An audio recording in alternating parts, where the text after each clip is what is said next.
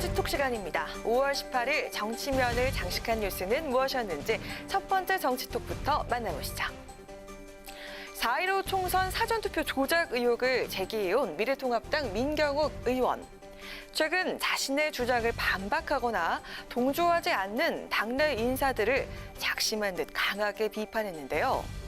자신의 편이 돼주지 않는 동료 의원들이 너무 서운했던 것일까요? 민 의원 한마디로 우파는 의리가 없다라고 꼬집었습니다. 민 의원은 자신의 부정선거 의혹 주장을 반박하는 당내 인사들을 향해 우파 정치인들은 이해력과 상상력이 부족해서 이번 선거 부정 사태에 대한 확신도 없다며 자당 비판을 이어갔는데요. 민 의원은 그래서 자신의 것을 정당하게 지키려는 용기와 의리 그리고 배짱도 없는 거냐며 하물며 좌파들은 죄를 지은 사람도 자기 편이면 지켜준다라고 덧붙였습니다. 앞서 통합당 소속 몇몇 의원을 겨냥해서 좌파라고 비판하기도 했는데요. 지금 부정선거를 파헤치려 노력하는 사람들 등 뒤에서 총질하는 당 내부 사람들이 있다며 이들은 단 한 번도 민주당을 비난하는 걸 보지 못했다고 주장했습니다. 그러면서 선거관리위원회의 잘못은 조작이 아니고 단순 실수라고 하는 분들도 많은데 언제부터 국가기관에 그렇게 간대했나? 그러니까 선관위가 건 거니 아무 말 잔치나 하는 것이라고 주장했습니다. 민 의원은 선거 무효 소송을 내고 관련 제보에 개인 형사감까지 내거는 등 부정선거 의혹 공론화에 전력을 기울이고 있지만 당내 분위기는 신통치가 않은 상황인데요. 당내 의원 다수가 민 의원의 의혹 제기가 과도하다는 입장인 지금 민 의원은 앞으로 어떤 행보를 보여줄까요? 이어서 오늘의 두 번째 정치톡입니다.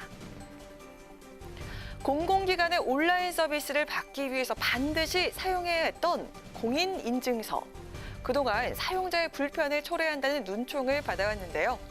임기를 보름여 남긴 20대 국회에서 전자서명법 개정안이 통과될 가능성이 커지면서 공인인증서는 21년 만에 역사 속으로 사라질 전망입니다.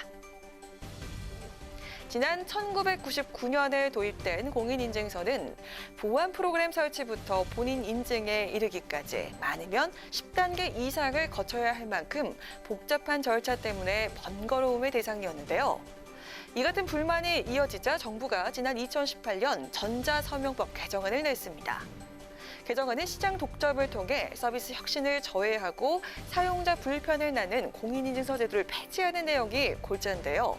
이는 문 대통령의 공약이기도 했습니다. 전자서명법 개정안은 3년째 논의만 진행되다 20대 국회가 저물어감에 따라서 자동 폐기되는 것 아니냐는 위기감도 있었는데요. 하지만 지난 7일 과학기술정보방송통신위원회를 통과하면서 다시 법안 처리에 청신호가 켜졌고요.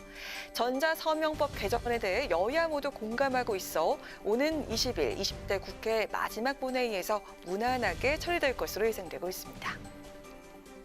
전자상거래의 안전과 편의를 위해 도입이 됐지만 편리함보다는 불편함이 더 컸던 공인인증서 제도가 사실상 폐지되면 생체 인증이나 블록체인 같은 다양한 전자서명 수단이 활성화될 것으로 전망되고 있는데요. 국민들에게 선택권이 주어진 말 그대로 사설 인증 시장의 춘추 전국 시대에서는 또 어떤 인증 서비스들이 주목받게 될까요? 이어서 세 번째 정치톡입니다. 4.15 총선 참패의 책임을 지고 당 대표직에서 물러났던 황교안 전 미래통합당 대표가 최근 측근들과 식사자를 갖는 등 활동을 재개하고 있는 것으로 알려졌는데요. 일각에선 출마지인 서울 종로를 기반으로 차기 대선에 도전하려는 것 아니냐는 관측이 흘러나오고 있습니다. 황교안 전 대표가 종로에서 장기 거주할 집을 찾고 또 사제를 출연해 장학재단 설립도 구상하고 있다는 소식이 들려오는 등 최근 정치활동 재개 움직임이 전해지고 있습니다. 정치권에선 황 전 대표가 종로구에서 장기 거주할 집을 찾는다는 점을 정계복귀 징후의 하나로 보고 있는데요.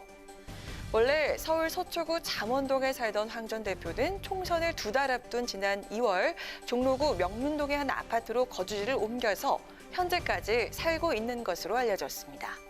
최근에는 자신을 도왔던 인사들과 만찬을 하는 한편 당선인과 낙선자들에게 축하와 위로의 전화도 돌렸다고 하는데요.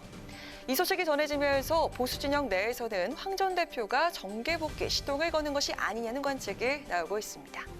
무엇보다 아직 21대 국회가 시작하지도 않은 상황에서 정계 복귀설이 나오는 것은 이르다는 시각도 적지가 않은데요. 당내 지지 기반이 없는 데다 당내 여론 역시 황 전 대표에 대해서 싸늘한 만큼 정계 복귀에 나선다고 해도 제대로 실현되지 않을 것이라는 시각도 있는 것으로 알려졌습니다. 21대 총선 참패로 보수 정책의 리더십에 공백이 생긴 가운데 미래통합당 대표로 총선을 이끌었던 황교안 전 대표의 정계 복귀설이 연일 흘러나오고 있는데요. 보수 정책 표류가 이어지고 있는 지금 황 전 대표는 향후 어떤 정치 행보를 보여줄지 지켜보도록 하겠습니다.